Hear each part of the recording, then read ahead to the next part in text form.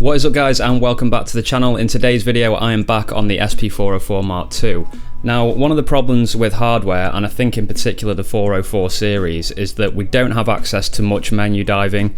This is the first device really where you can actually go into menus and select different options, but it's still very limited. So what that means is that we have a lot of different key combinations and button combinations that we need to know in order to complete day-to-day activities and in order to help us make beats.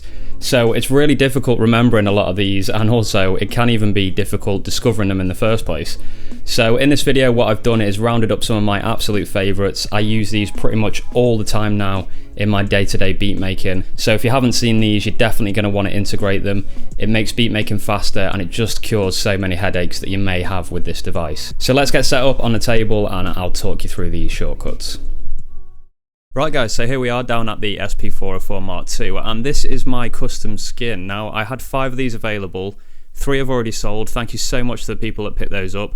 There's 2 left on my shop, SPVIDZ.com. If you want to grab those, be quick because they do seem to be selling well, these, and I probably won't have new stock till the new year now. So if you want to grab one of these before the end of the year, that would be really appreciated. Check out SPVIDZ.com, all the links are in the description below. Really nice skins that were built in collaboration with Crema Cafe. Okay, so let's get onto these shortcuts, and the first one is the Cross Zero Finder. Now, if you're not aware of what this is, I have already done a video about this, but I thought I'd include it anyway. And this is for when you're cutting samples. So let's get this sample loaded up. And let's hit start and end. Now I'm going to go to the start point and I'm going to zoom right in, and you can hopefully see the dotted line along the center of the screen. You'll be able to see this if you're on your device, and what that is that's the zero cross point, and that is basically where there is absolute silence. So you can see where mine is actually cut, it's not quite on that line. And what you risk doing by chopping your samples there is having those annoying little click noises at the start of your samples. So using a zero crosspoint feature means that you can get rid of all these very quickly, and all you have to do is be on the point that you want to put the zero crosspoint on and hit resample. You can see it's flashing here. If I do that, you can see there it's found the nearest possible point where it's at absolute zero and automatically moved my chop to there. So that means then I will have absolutely no chance of having that annoying crackle at the start of my samples. You can also use that as the end of your samples as well, and it just means that everything sounds a lot cleaner and you don't get those annoying little clicks. So that's the first one, really useful stuff. The second one is one I've done a short on recently, and it's related to the one I've just talked about. It's about start and end points. Now, this was driving me absolutely crazy that when I was trying to change between the start and the end point of a sample that I'd already marked, you had to turn the dial and that moves the start points. So if you want to really fine tune and you just want to change it a little bit and then you want to get back to the start point, you twist it a bit and it moves it completely. If you've been using this device for any amount of time, you'll know exactly what I mean. So fortunately there is a way around this. So let's just hypothetically put a start and an end point like this so that you can see them both. And let's say I want to adjust the start point now, but I don't want to move that point. I just want to do a really fine adjustment. Luckily it's really easy as well. You just hold shift. What I'm going to do is I'm going to twist the end dial, and you can see it just zooms me in instead, so that means I can get to that point without it moving.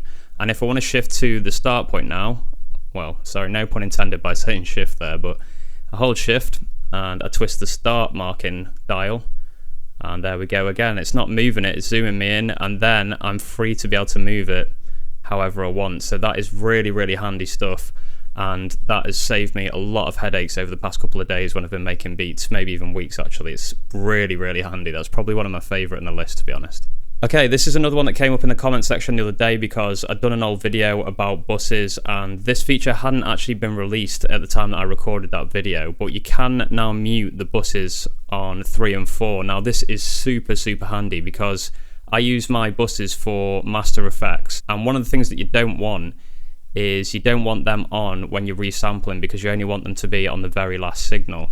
If you have them on when you resample, it will apply those effects, it will burn them into your sample, and then 3 and 4 will still be on it. So you'll have like a doubled up effect, which is really annoying. So for example, let's just say 3 and 4 are on this one. There we go, I've turned them on now.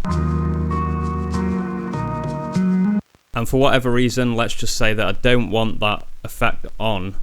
I don't want the effects from 3 and 4 on. You just hold the value wheel, so this wheel here, you hold that down and press the bus effects button, and you can see now it says bus 3-4 off. Okay, so now it's turned it off. If I want to turn it back on, that's so handy, because before that I was doing shift and 16 all the time and having to scroll this all the way back up to the top to turn it off and then back on when I wanted to use it again. But now I can just do that and it kind of just mutes the effects. It's so useful, that, guys.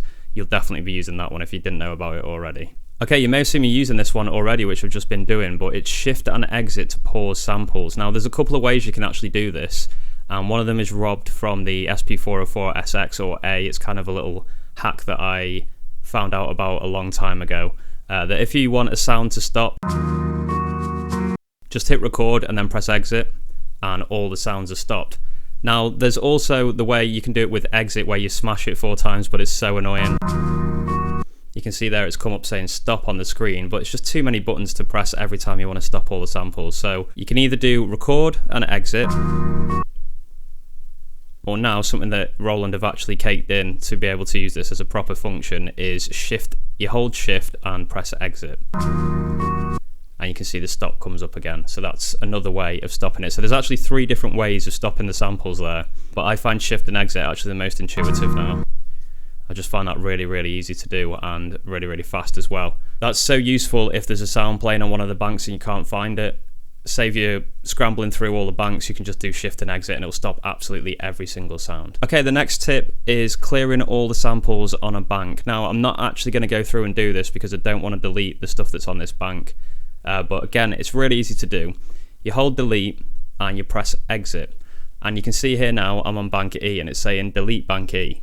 Now to make this work, all I have to do is press delete again. I'm not going to do it now because I want to keep these. You just press delete, and because this is using an internal memory, it's so fast, it literally just wipes them all straight away. So that is really useful.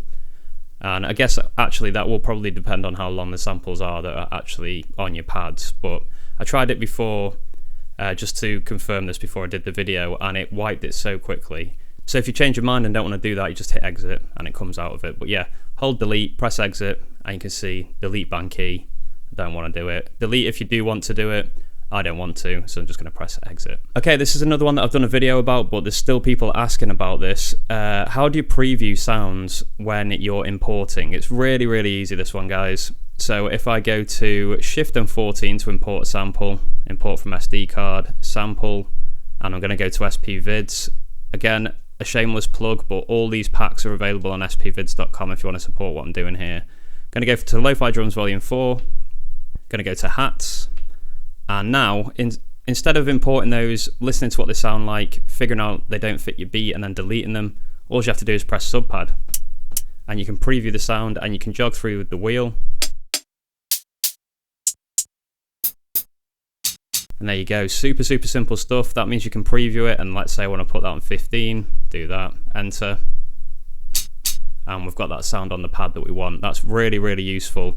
It's obviously very important to listen to the samples that you're importing before you import them. So just hit subpad when you're highlighting the sound that you want to listen to.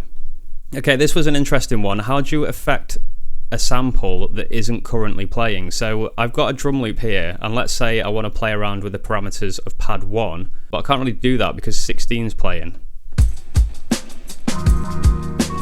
And I don't want that pad to sound. For example, say if you were playing in a live session and you didn't want that to sound, well, what you can do is press the value wheel and press the sample that you want to affect, and then you can go into it and play around with the effects without stopping any of the other samples. So I'll show you what I mean now.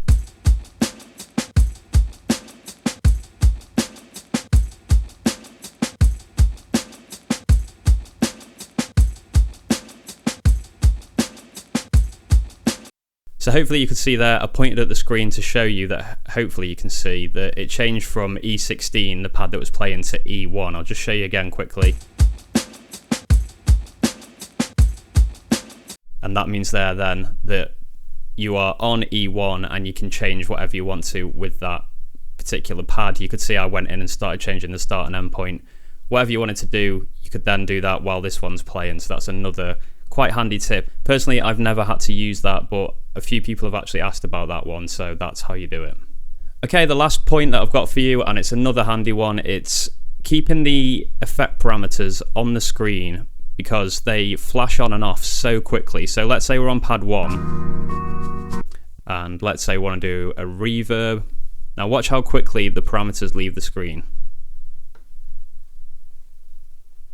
Okay, so that's just nowhere near enough time. If you do go in and start turning the dials, it does come back up, but it's just not very intuitive. Fortunately, there is a way to get them to permanently show on the screen. If you just hold remain, which is here above 2, hold that, and then hit the MFX button, that brings up the parameters, and then they no longer disappear off the screen. So you can fiddle around with them to your heart's content and get the sound that you want dialed in, and you're not going to have to worry about that disappearing off the screen.